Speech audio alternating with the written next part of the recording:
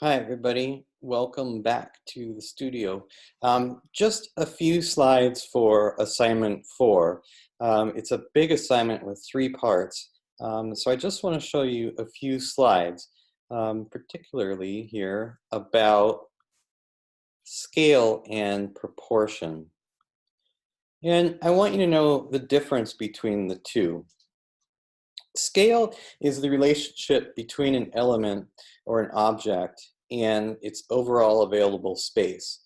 So we can see on this image that the figure on the left is large in scale compared to the overall available space.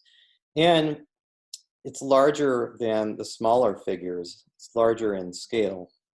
But proportion is the relationship between elements themselves. So rather than the relationship between an element and the overall space, it's a relationship between the aspects of an element and the aspects of another element.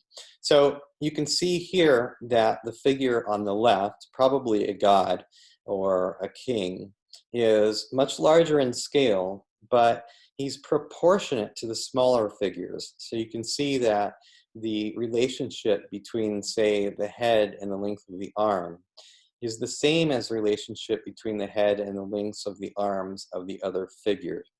And often scaling shows importance. So we see here that the god is very large, the king or priest is smaller, and then all of the common people are the smallest. Scaling shows dominance or dominion or importance. It can be used to show distortion and unease even sometimes. And extremes in scale, extremes in difference lead to interest. And can even be quite creepy.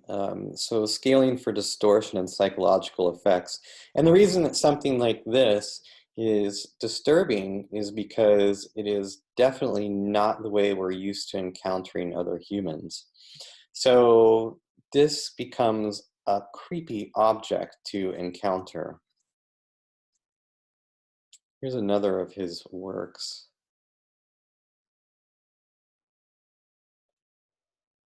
And of course, changes in scale can show depth. And we talked about this when we talked about diminishing size.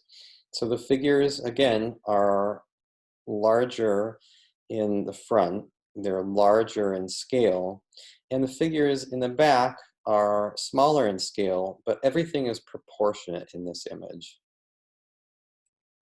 So our project is based on how we go from one size, one scale of an object to another scale and yet keep accurate proportions.